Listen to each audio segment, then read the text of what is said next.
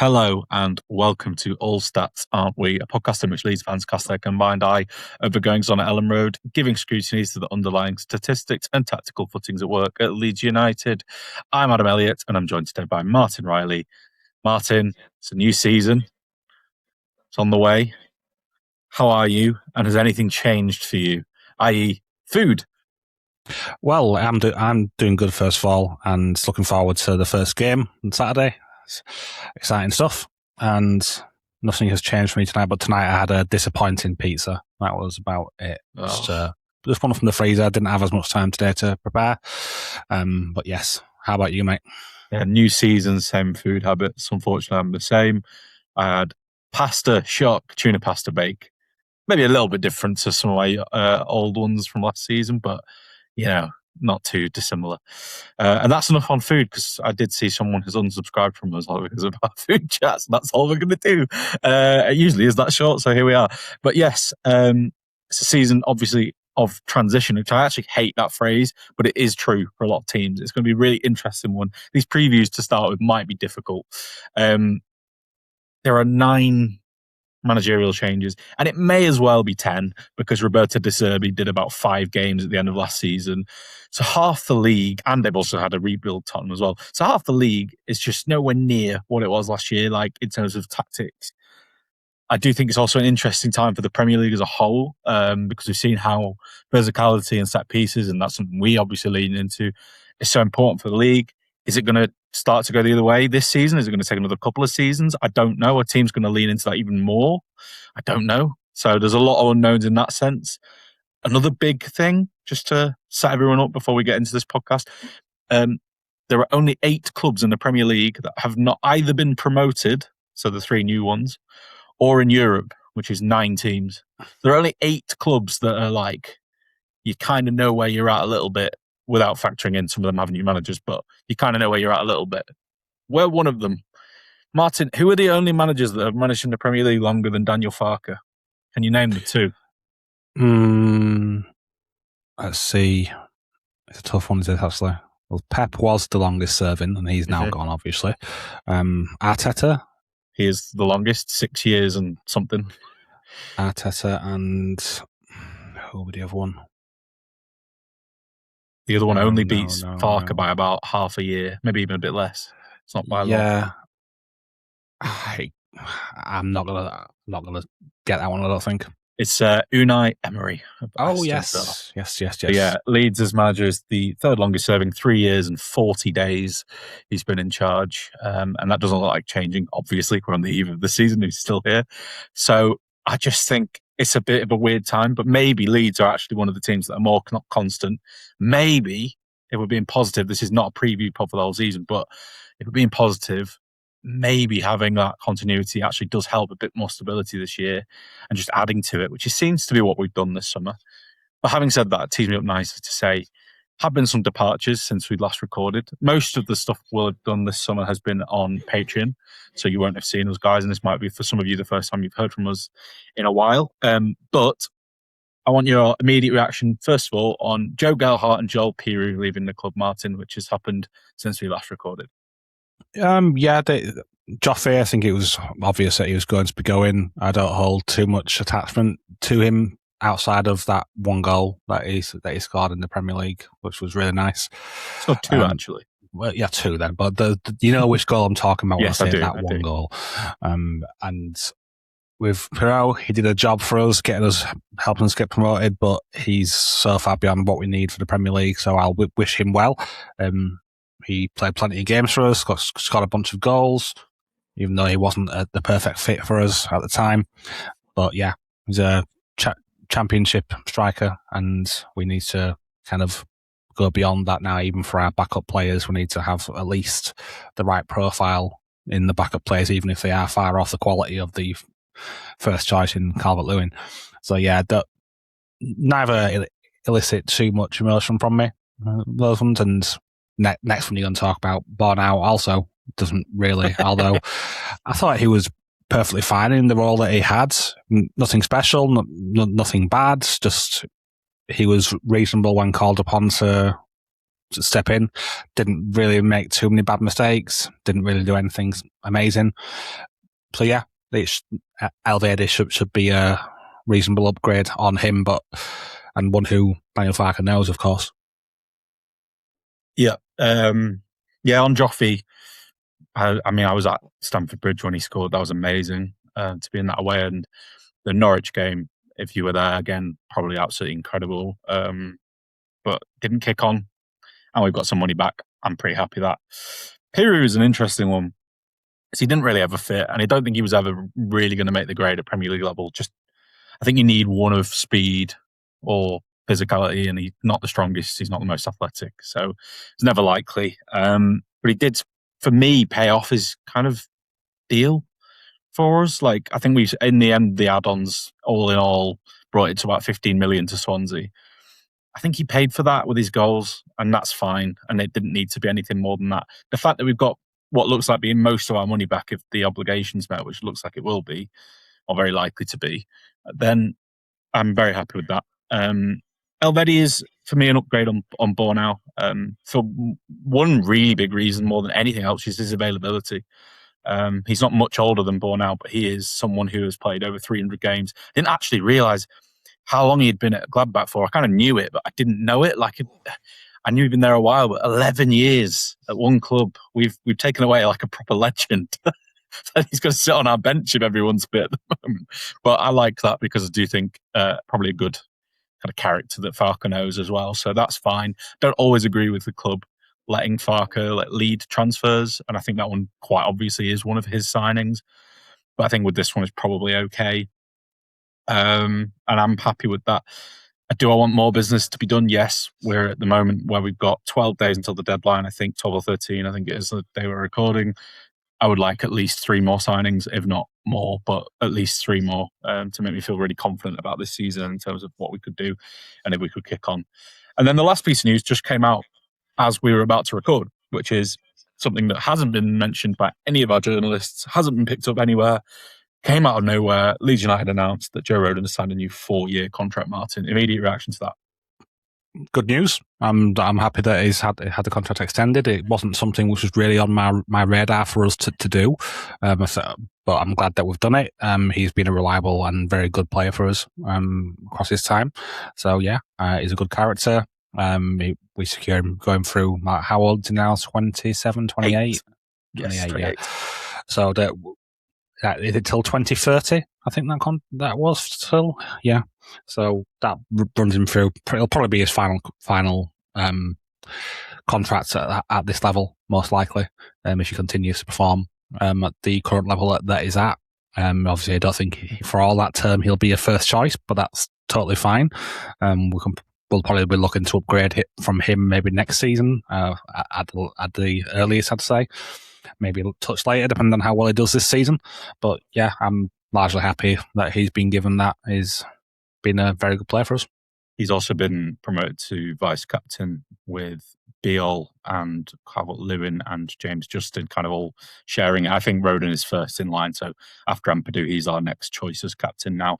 And just on that, because of Joffy leaving and Rodon extending his contract, it made me think, who are the actual long-serving players at the club now? And there aren't actually loads pre-49ers. So you've got Ampadu, Gruev and Rodon all joined in the same summer. They're the only 3 players that joined in that summer that are still in the squad now.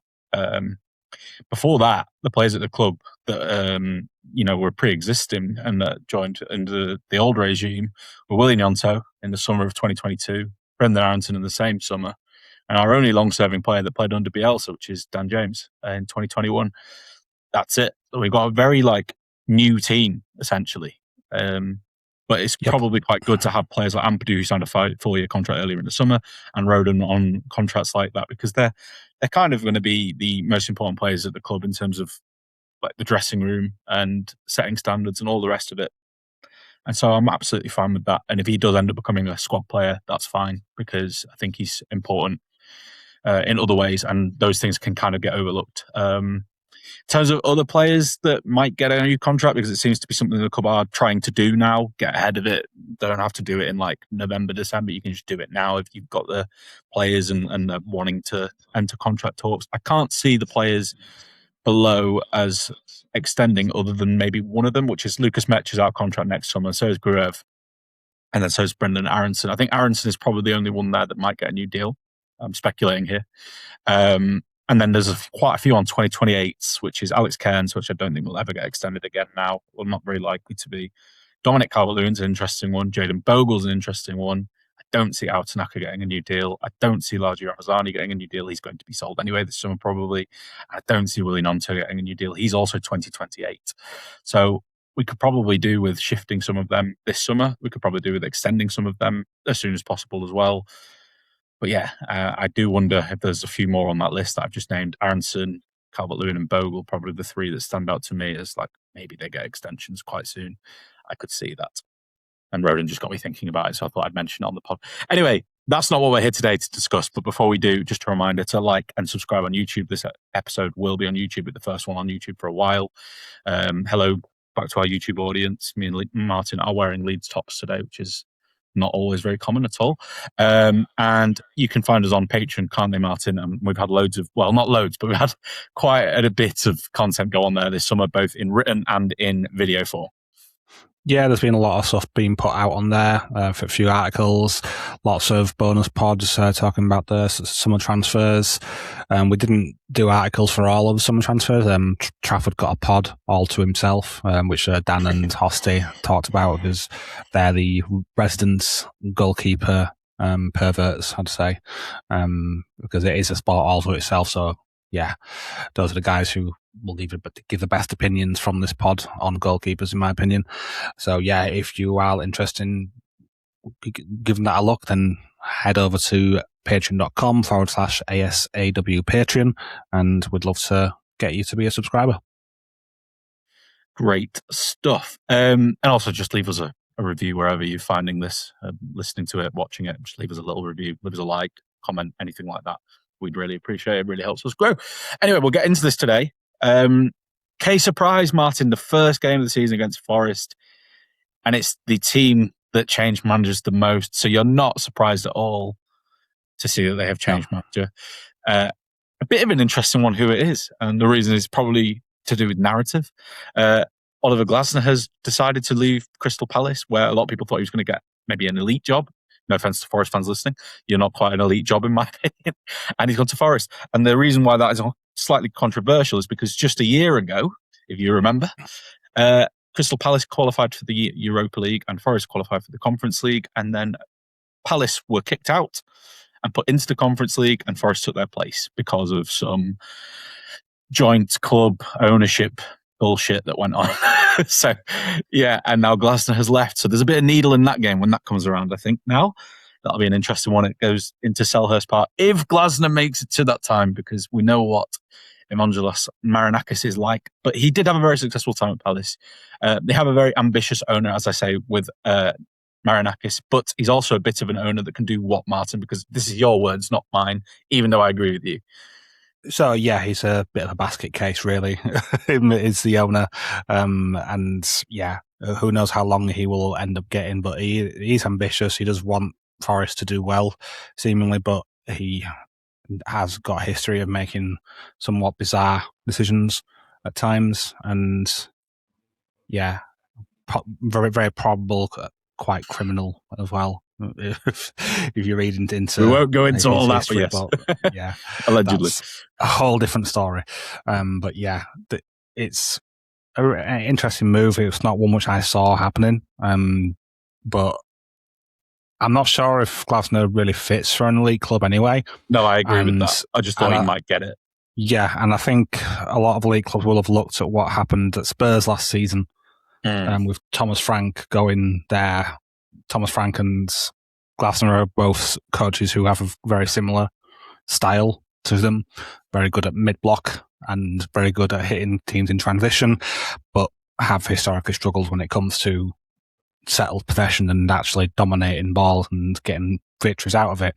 Palace struggled in some of the European games last season when they came up against sides who were sitting off against them, and they did usually manage to get by them, but they did struggle when they was up against us. So that's potentially why he hasn't got an elite job and has gone for Forest. And I'm sure the massive wad of cash which was sent his way by Marinakis will have helped to seal the deal and bring him there instead of maybe bigger clubs that he may have been really after. But he may see this as like, I'll take this money for a bit and then we'll see how where I can go after this, maybe.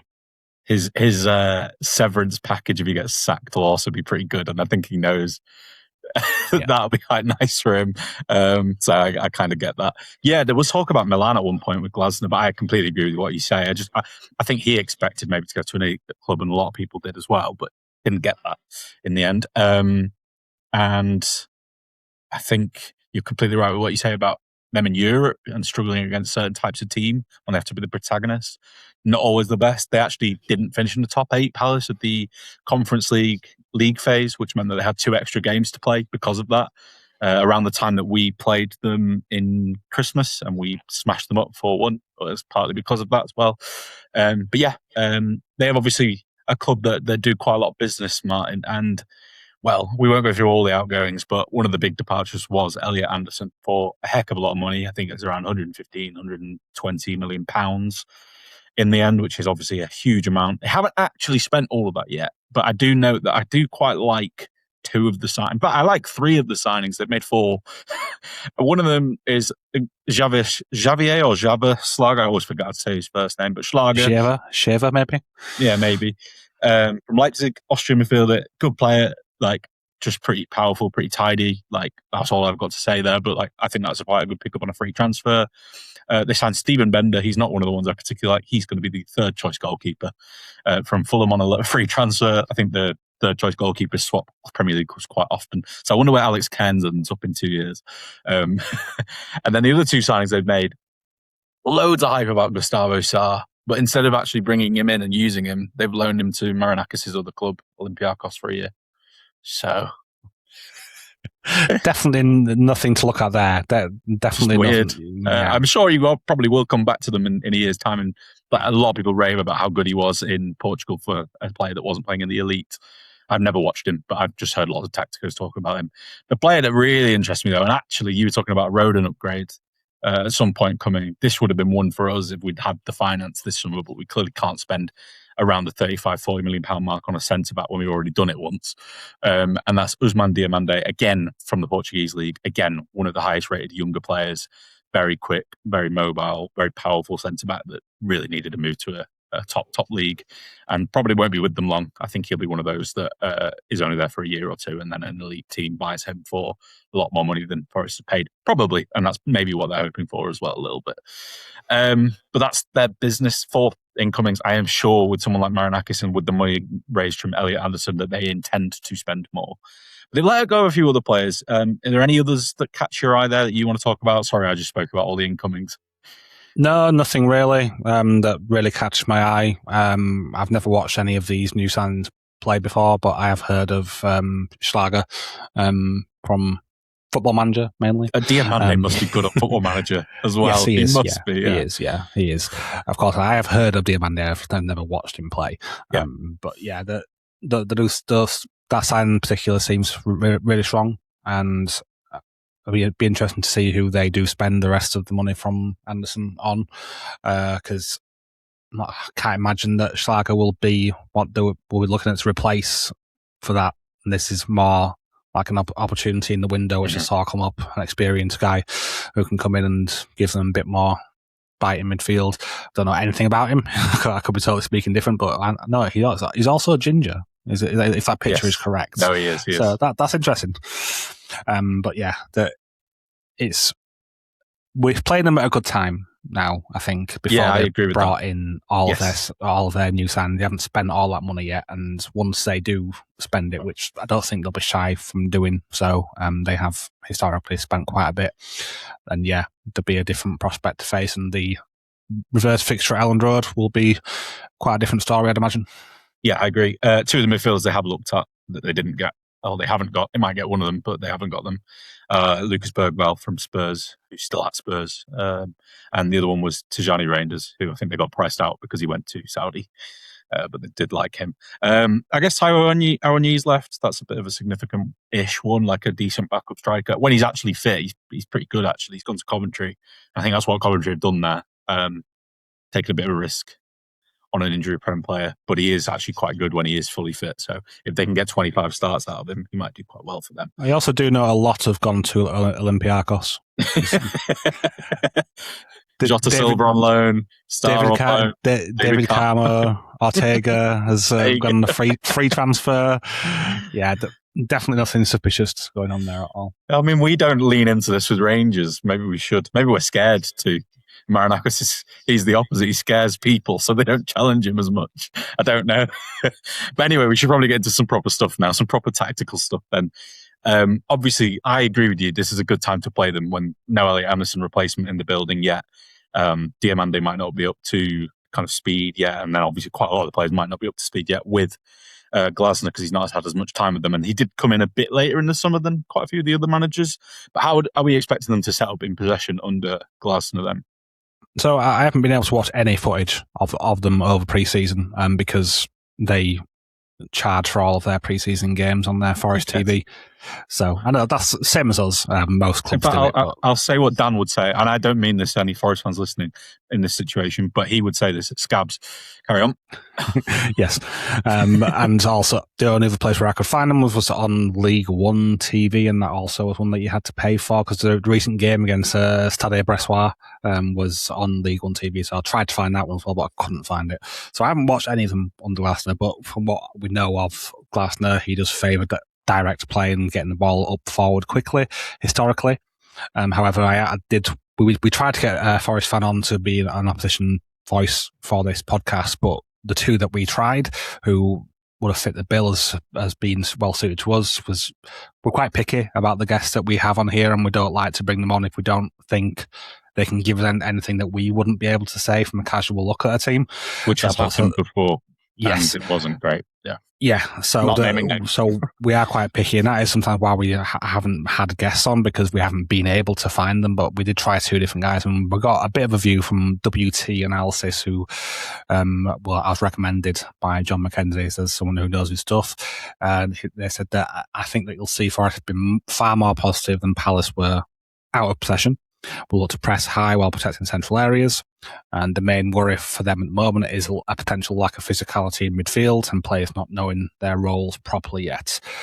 So that doesn't surprise me about the physicality aspect, because they've lost Anderson, who was although he's not a massive unit, he offers a lot in out session phases. Yeah, he was like their Brendan Aronson kind of thing for that kind of work.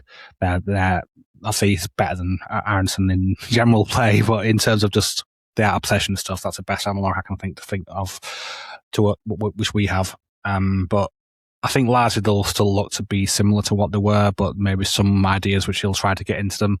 Forest also haven't really played too much possessional style in the past couple of years. They've had quite a few coaches who were more focused on the being solid and hard to break down and then hit teams quickly. Obviously, they had Nuno for that before it all went tits up with Nuno.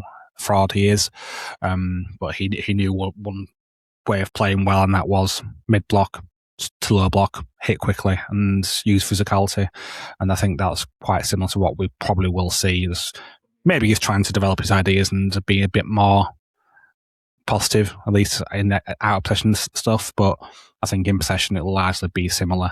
And he's also said to expect a back three, which that's what I've seen from pre-season, and that is what Forest's squad was already built for, so that also doesn't surprise me. Yeah, I was actually going to ask you something about that earlier, but I forgot, which is to say, do you think Glasner's actually quite a good fit? Maybe not with Marinakis, because who is, but like with the club itself in terms of how it's been built. So the back three, the fact that you had quite attritional managers in Nuno, in Vitor Pereira, in Deitch, maybe not quite as much with Ange, but he wasn't there very long and didn't get to shape the squad maybe how he would have liked, because he joined after the window, so that doesn't really matter. But the others, do you think he's kind of a good continuity fit in that sense a little bit? Yeah, the Ange was just a blip really there, and I don't know what they were thinking, how that would have ever worked. Going from Nuno, who is the least adventurous guy out of possession, to Ange is just like polar opposites, really, and that was never going to work. But with Glasgow, they've got someone who does sort of embody what they've been going for most of their time while they've been back in the Premier League. So it should be a good fit for them. They'll have the players that will be an upgrade on what he had at Palace in a lot of areas, and they'll most likely be able to spend more money as well. And yeah, Palace have lost a lot of big players last season, so it's going to be a definite season in transition for them. But we're not here to talk about Palace. No. But yeah, 100% he does seem to be a great fit for them. Sorry, we're not here to talk about Palace, but just quickly, like, they've lost a lot last summer, the one before that, and this season coming as well. Ismaila Sarr linked to the move away today. Palace are probably one I'd be thinking about with relegation, considering they're also in Europe. I'm not thinking about that with Forest, but I also don't have anything to go off because there is no recent form. We could talk about pre-season form. I don't care about that. Not enough anyway. I'm not saying it's completely irrelevant because it's not. And like all stats aren't, we would be doing a disservice to say that pre-season's not relevant because the season that Bielsa got sacked, the pre-season before that, probably the worst one we'd had in years. We were really not good and the early warning signs were there. But, you know, I don't think it matters too much for Forest under Glasner. So yeah, I think all I'll say is that they lost a bunch of games and then they won a couple of games. That's pretty much the sum of their pre-season. Didn't we lose one game to Wrexham, unless you're counting Man United and Pens? Yeah, but we're not counting the Man United. No, so it's mostly been wins and draws for us, so we're basically going to win. Of course. Anyway, do you think, we'll talk about out of possession now, and do you think they'll do anything different to normal against Leeds in that regard as well? I wouldn't have thought they'd do anything different against us. Largely, I'd expect to see a mid-block in this one. Maybe some high pressure moments in certain parts of the game if any players take a loose touch. But I think they'll quite quickly find that pressing goalkeeper with us, with Trafford in goal, might not be as fruitful as some of the goalkeepers we've had in the past. So I think it'll largely be a mid-block we should expect to see, even with them being at home. I wouldn't expect it to be too aggressive. They'll want to try to draw us out and hit us quickly. They've got some pacey players in forward areas and a lot of quality, and I think that's what they'll be looking to target in this one. Cool, I agree. There's really not much else to say because we just don't have a full understanding of what it's going to look like. Obviously, our friend WT Analysis thinks they might press a bit more aggressively out of possession than his Palace team did, but it's about as much as we've got to go off. So who are their standout players then, or who do we think are going to cause the most problems against us? Obviously really nice, as you say, the timing not to have Elliot Anderson playing, but who else is dangerous? Because I quite like the back five, to be honest. On paper, I think that looks quite good. Yeah, and I think the main standout player, everyone knows who that is for Forest. It's Gibbs White. He's got so much quality technically, ball striking. He's quite physical as well off the ball, so he's a capable presser. He's definitely their star guy who makes them tick in the final third. I do like the back three. It's very solid and will be very difficult to get around, in my opinion. They've now added a touch more pace with Diomande in there as well, along with Milinkovic and Murillo, who are both very solid defenders at this level as well. I think Milinkovic is potentially one that we may have looked at or appreciated even. Maybe could have been on our list. He does seem to fit the bill of what sort of centre-back we would want. And then the midfield, Tangare, I know a little bit from what we saw of him last season, and he's another pretty physical midfielder. And I don't know anything about Schlager. You may know a bit more about him than me. Well, it just interested me when he said that they maybe have a bit of a lack of physicality in midfield, because I don't think there is with those two. I think they may be just lacking it maybe in the depth. I might profile Schlager wrong, but to me, he always looks like quite a strong, like pretty powerful midfield. Maybe not as powerful as like Sangare, but like not bad. So I think that's okay. Maybe it's the depth that's the problem there. It could be, yeah. And also maybe just the fact that they've lost Anderson, who was that fight in midfield. A little terrier. Yeah, maybe it's more the intensity over the over the strength that he's referring to there. Then the wing backs have got. I think we have better, but they aren't bad at all. Olaina and Williams are both pretty solid for this level. Not top end, not bottom end. But yeah, that's all I can really say about them. Dan Doy is not too bad. I know a few people who quite like him, but he didn't have the best of seasons last year.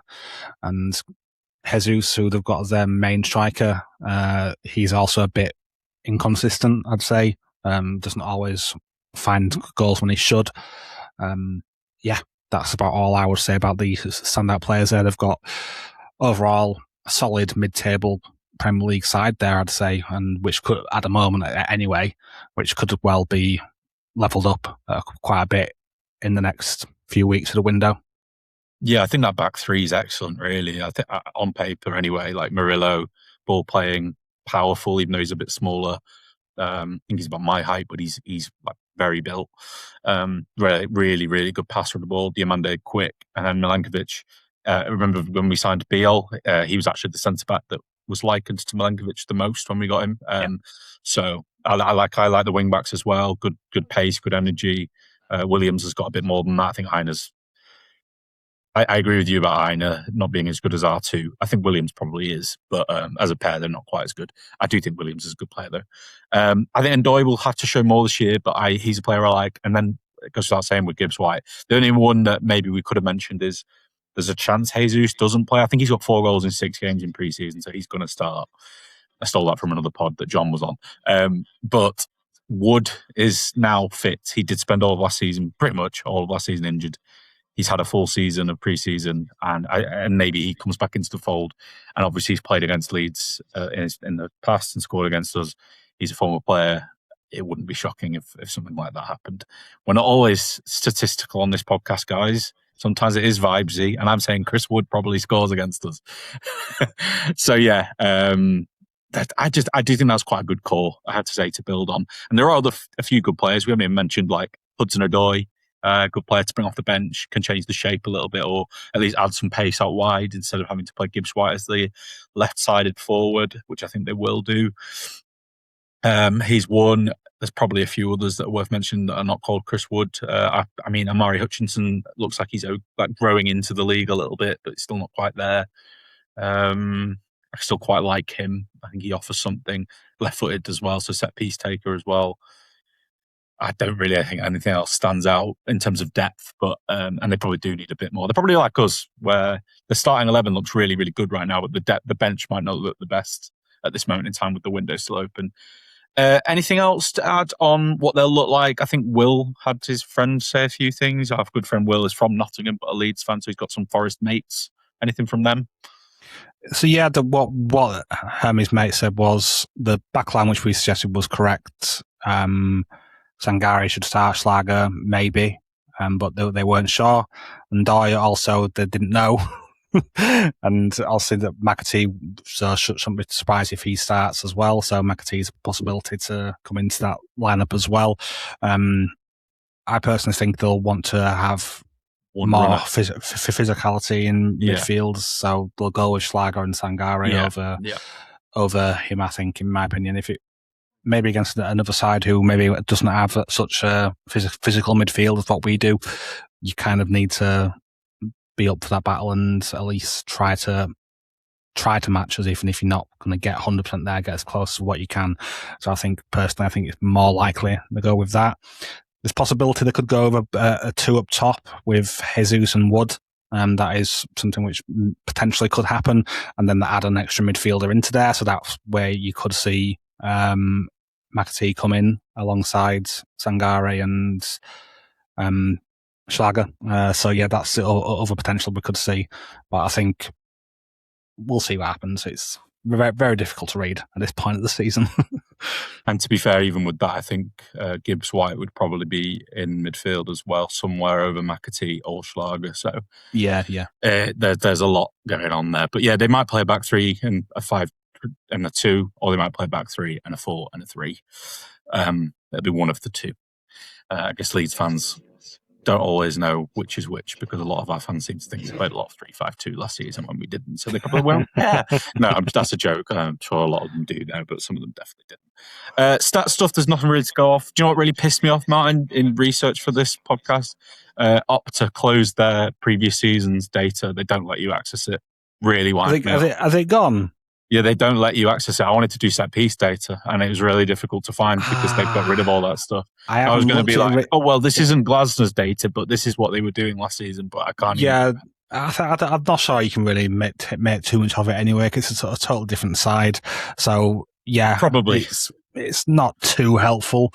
It's only like... No, but I'll still throw a couple of things out just because people might be keen. Opta do a cool thing, which I will praise them for, which is a power ranking thing that they update every single season at the end of a season. I think they upgrade it throughout as well. I think it's like once a month they probably update it, but it's been updated now. I know for a fact Leeds was sat around 55th in Europe on this not long ago. We're now 30th, which is cool. Forest are 22nd. People might care for that. They might not. I just wanted to mention it. We're above Sunderland, which is important to me, so I'm happy with that. And then in terms of XG from last season, again, different manager, but like it's just interesting to see where Forest were. They were 16th in the XG table, but they actually overperformed on both goals for and goals against. They overperformed slightly on goals for, so not really much. It's negligible, like 2 goals. Who cares about that? They overperformed quite a bit more at the other end, which was 6.3 goals against, which is significant. They should have conceded about 57 or 58 goals, and they actually conceded 51. So yeah, that will help. And then on the other side of this, Crystal Palace and Glasner, they underperformed XG4 by 17 goals, which is crazy. That's like Bielsa in the Championship with Leeds in the 2 seasons he was with us, underperformance, but unfortunately we were fine in the second one. But Palace, they should have been in the top half based on that. Again, pinch of salt stuff. Not saying it all matters, but just thought it was interesting. The set piece data I could find. Non-penalty set piece goals last season. Leeds were 13th in the league overall in terms of goals for versus goals against. We had a goal difference of -1. We were pretty confident we would be good from tough scoring them last season. We were one of the more better teams. I think there's only about 5 there that scored more from set piece, 5 or 6 more than us that scored from set pieces. But the goals against column was probably not quite up to scratch considering the size and power in the team. Not many teams conceded more than 18. Actually, 20 was the most in the league. But that was Crystal Palace under Glasner. So that's an interesting one. And that's basically it. If you include penalties, we actually were a bit higher than that. We were the 3rd most goals in the league from set pieces, including pens. I had one thing to tell our listeners because he's left us, and this is kind of leaning into Leeds stuff, and I'll bring it up again later when we talk about set pieces a little bit later on as well. But when I was looking at this piece on set pieces on Opta from last season, and they were talking about who the teams this season that might be affected from them and who are them takers and all that, they also looked at the common beneficiaries, and it was Pascal Strauch, who from the attacking perspective made the first contact on the most crossed corners last season with 19, but he failed to score with any of his 16 shots from such situations. So he got on them a lot. Didn't score them. It was so weird from him as well, because he's historically been very good at that for us. In the Championship. But whatever. To be fair, even in the Prem, he scored a few, didn't he? I remember one at the Emirates that he got. I think one against Palace that he got, one against Brighton that he got. Like, he scored a few. Yeah. Oh, well. He's gone now. R.I.P. Sweet Prince. I think that's basically it. Just wanted to mention the set pieces. For Forest last season, they only scored 12, but Palace only scored 11, and they conceded 15, and Palace conceded 20. So basically, I would expect that Forest don't actually improve much because Glasner's not particularly good at it, which doesn't really make sense with the kind of size that his teams usually are. That doesn't really make much sense to me. But maybe he'll have a bit more, at Forest with better set piece takers. Who knows? But anyway, that's enough on this section, so we'll move on now. All right, the Leeds part of our analysis then, Martin, what a lot of people will care more for, perhaps. What are we actually expecting our lineup to look like then? I don't think it's going to be that dissimilar. We're probably one of the easiest teams in the Premier League to understand what the lineup's going to be because we've just made 3 upgrades. Unless you weirdly think that Elvedi, after 2 days of training, is going to be drafted in. it's probably just the three new boys and then a lot of what was last season, right? Yeah, I think it'll pretty much be the team which we put out in the last pre-season game, most likely. The only change I think we could see from that would be if Okafor is ready to start, he will start over Aronson. That's probably the only thing that I would say will be different. It'll be Trafford in goal. It'll be Bogle at right wing back. Centre back pairings will be Rodon, Biol, and Muharemovic. Left wing back will be Justin because Goodmanson is still out. And then the midfield will be Ampadu and Stack. Then it'll be Wilson, Calvert-Lewin, and I'm going to say it'll be Aronson who starts this one, and maybe Okafor isn't quite ready for this one yet because he came back late after the World Cup, even though he didn't play a single minute at the World Cup. That's his coach really doesn't like him. Elite hater behaviour, I would say, bringing them all the way to the World Cup and then not giving them a single minute. Impressive stuff. But anyway, that's another story. At least he's fresher. Like, I don't know.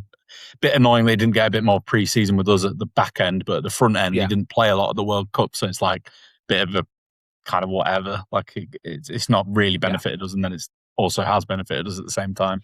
I think like our best 11, obviously Gabby's out, which is a shame, a big shame, and Okafor might not be fully up to standard, but I think everyone has the same best 11 at the moment, and it's 9 of the players you just named. It's just that left side, Martin, that's going to be not quite where we want it to be, with Justin probably playing at left wing back and Aronson at left forward, left attacking midfield, left wing, whatever you want to call that position, inside 10. I don't give a shit what you do. Sorry. But yeah, the one thing I wanted to ask you about that is, before I ask you the next question, is do you see that being a bit of a problem for the left side? Because one of the big benefits of having Goodmanson and Okafor, or at least one of Goodmanson or Okafor, was their carrying ability, was their ability to just get the ball around the halfway line and just drive with it for 20, 30, sometimes even more than that yards and get us into space. But without those two, who's actually doing that? Who's progressing play for us in the team? I think we will definitely miss a lot with them both being out at the same time. Last season we had one of the spells last season when we had both of them out for a few games was really hard to watch at times because we had just no one who was able to get the ball directly up the pitch on that side of the pitch. Bogle can do some of it a little bit. That's about it. Wilson isn't a big carrier of the ball. He can carry sometimes if he's got space in front of him, but he's not really someone who will take on a man. But we will get some progression from different areas. Like we've got Muharemovic, who is probably a bit of an upgrade on Pascal in that respect in getting the ball forward. James Trafford is also an upgrade on the distribution side of things in build-up. He's got a good chip to pass on him. He's got a few of those during pre-season when he did finally played that were really nice, and I think Calvert-Lewin should feast quite nicely off those. But yeah, we will definitely miss something when both of them aren't in the squad. But the second half, we should be able to bring Okafor on then, and that will be good. Maybe even at half time, he could do a half time sub. He has done that before when he's got one of his favoured players who he wants to bring in, and I think he probably will want Okafor in for this one from the start if he was fit. I hope he is fit because it would really help us in this respect. But we will definitely miss a lot if they're both not able to start. Yep. The reason I wanted to ask it, basically, you kind of answered it, was because I'm not as worried about it this season purely on the basis of team balance being a bit better. I think there's other areas, like you say, of us progressing play. Muharemovic is probably a better carrier than Pascal. We'll see on the passing side, although he has looked pretty good on that respect as well. And then obviously, like Bogle will do a bit of carrying, Stack and Ampadu will do a little bit. And then we've got, and like having Stack deeper, people are underrating that. Wilson didn't just upgrade like Aronson or Buonanotte, whichever one you want to say on that right attacking role. He actually made it better for us in midfield because Stack can play there more consistently now. Yes. So that's really, really good. And that's just another way, like we'll get a bit more progression out of the team. Rodon as well, of course. His position's been a bit more aggressive in pre-season, I think, even more so than last season, like proper over and underlapping runs. Bit like Chris Wilder's Sheffield United years and years back. It reminds me of a little bit, and I don't hate it. I think it's worked for him quite well. I think we've done clearly quite a bit of work to make him even better in that respect this season. Hopefully Justin's had the same, because he might have to do that role. He's probably the second best we've got for that role. But I'm not as worried for the reasons you've stated either. So Justin and Aronson, it's fine. The thing I am a bit worried about, and then I'll ask you the question, is Aronson, in the sense that I don't necessarily love flanking Calvert-Lewin with Aronson and Wilson. Like, you've got decent enough intensity there and all that. Have you got someone who's going to sprint like constantly, beyond Calvert-Lewin to get across, to get like beyond the back line? Have you got someone that can like really drive with the ball from that kind of left pocket around the halfway line, like Okafor can? He will do both those things if you ask him to. So we are losing that a bit when he's not on the pitch. That's probably why I would like to sign a new left forward that can do that kind of thing, as well as Okafor. But anyway, that's by the by. Which players then we've already started to answer this, but which players from the line that we've just said are going to cause them the most problems, and which of the players that are going to struggle a bit? I've named Aronson maybe as being a bit of an issue for us, but otherwise, I think mostly of the rest of the team I'm pretty happy with in terms of the matchup to them. But yeah, who are the strengths? Who are the players going to cause them problems? I think Wilson will be one who can cause them issues. He's got some really nice things which he does when we're in transition. Although we have mentioned that we don't have many last line players, he is one who will look to go better. He doesn't have a lot of pace to his game, but his position is good, and he very quickly looks to get to the last line when the ball turns over from the opposition to us in our third.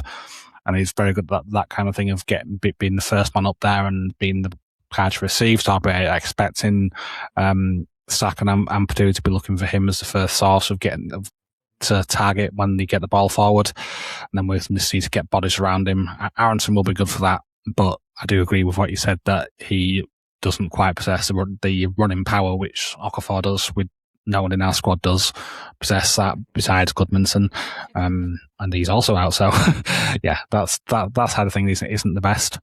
But I do think that we have players who can cause some problems. Anton Stack and Ampadu together are a very physical midfield who will cause problems for, I'd say, most teams in this league, to be totally honest, because they've got that right element of strength and intensity. So they're out of possession work, which causes problems for teams.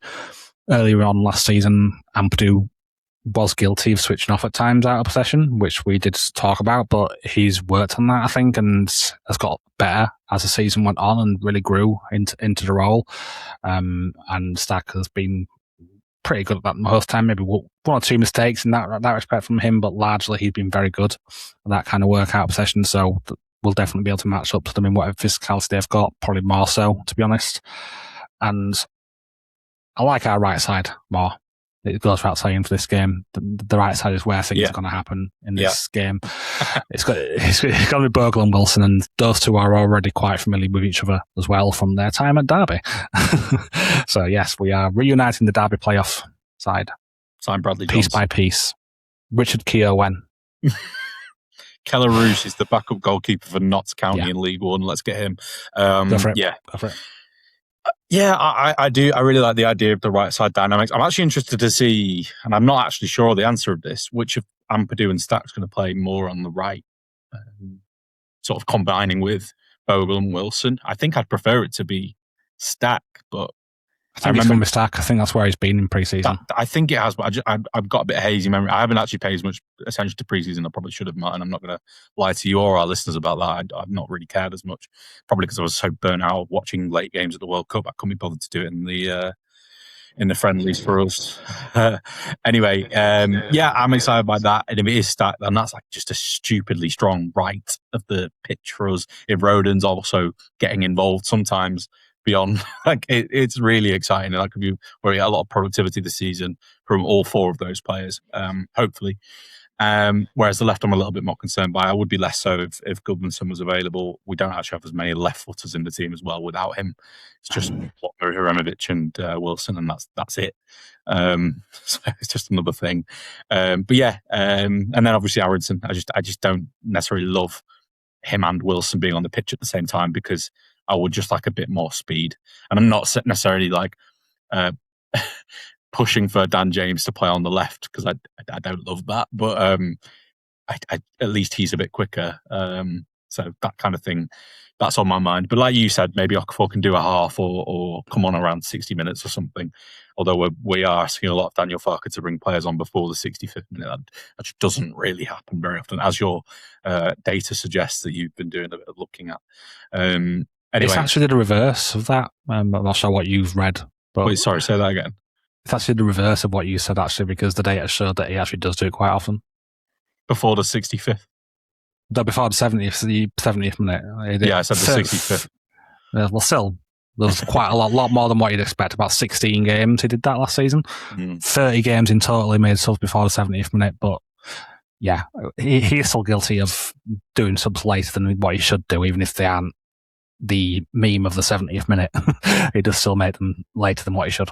But yeah. Any changes to our tactics for this one, in or out of possession? I guess the only change is that left dynamic, right? Because you don't have Goodmanson and off. That's the main one anyway. That I can think of. Have you got anything to add? I've got one other thing, but I'll leave it for a second. There was one thing which we discussed on the over and under yesterday, which was whether we feel that we're going to be pressing quite as much as what we did last season. And my answer to that was that I do think that we will be pressing as much. We had the fourth most shot ending high turnovers in the league last season, and that was definitely successful for us, and that was a way of us creating chances.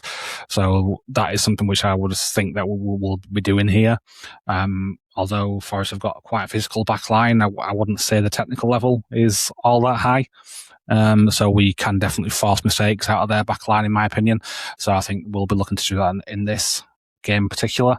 So I'd expect us to be quite aggressive, but largely I'd expect our tactics to be quite similar to what you saw last season, in all honesty. Yeah.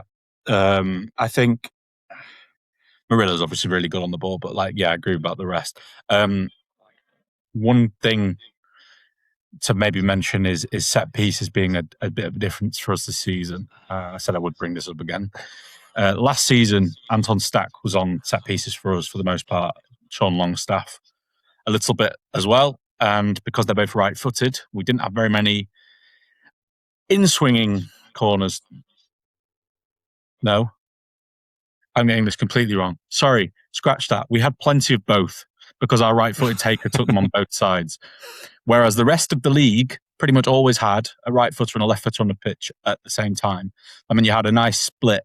So, for example, when Saka and Rice were fit for Arsenal, they have both covered. They had the second best percentage in the league for it being split.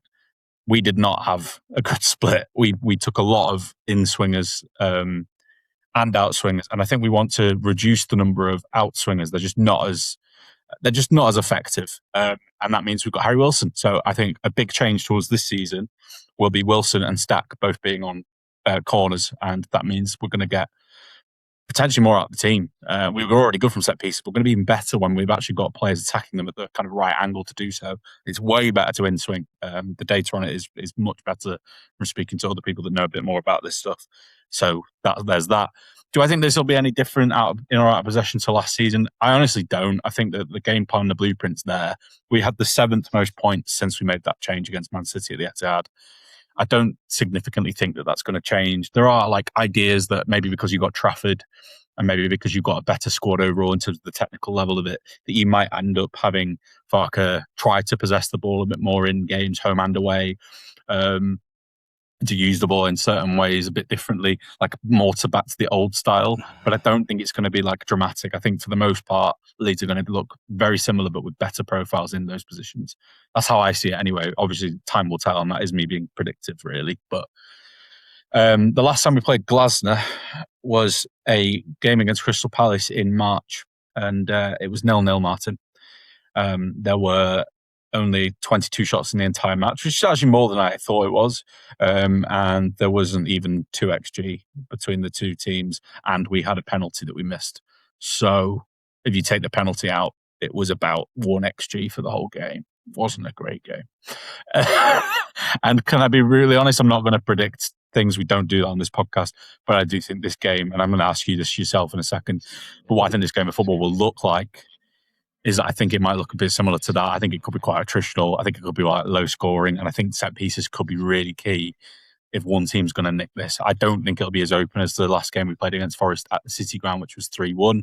Obviously, we did them 3-1 in the reverse at Ellen Road. I don't think it's going to be like that. I actually think it's going to be more cagey. I think it's going to be like a 0-0, 1-0 either way kind of game, and I wouldn't want to call that either way.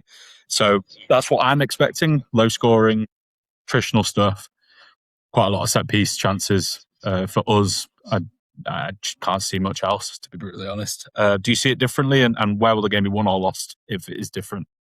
I think it'll be quite similar to what you say. It will be I'd expect it to be a relatively low-scoring game. The most I could see in this is 3 goals in total between both sides, so a 2-1 win here or there, or 1-0, 1-1, that kind of thing. It's definitely going to be who can break down the other team first, who gets the edge on this one, because then the other team can look to sit back a bit and try to soak up the pressure. And I think if we do that first and we score first, that should be us set, hopefully. But conversely, if Forest were to score, I think I'd probably back us to be able to break them down more than what I'd back them being able to break us down, if that makes sense. So although it will make our job more difficult if they were to score first, I don't think it's the end of the match for us. I think we would still be able to come back and fight back. We saw that quite a few games last season, in total honesty, that we were able to come back after we went a goal down, or sometimes 2 goals down, where we managed to bring it back. So it's going to could potentially be a very boring game. It definitely has that potential if both managers play to what they know, and if Glasner does decide to sit back a bit and Farker tries to possess the ball a bit, it could be rock versus hard place kind of thing. But yeah, it's the first game of the season. We're up against a manager who we've played against last season, and we saw what those games went like. Even if at Forest they do have a bit of a higher level of player, I think you could be looking similar to a mixture of the 2 games against both these clubs, respectively, Wolves and Palace, if I'm making even a little bit of sense. But yeah, it's not going to be one for ages. I can't imagine so. Anyway, I'm okay with that. If you told me we will draw, I'm not saying this will happen. We're not predicting this, but if you told me we draw 0-0 here, I'd be pretty happy with that. A point on the board and a clean sheet away from home.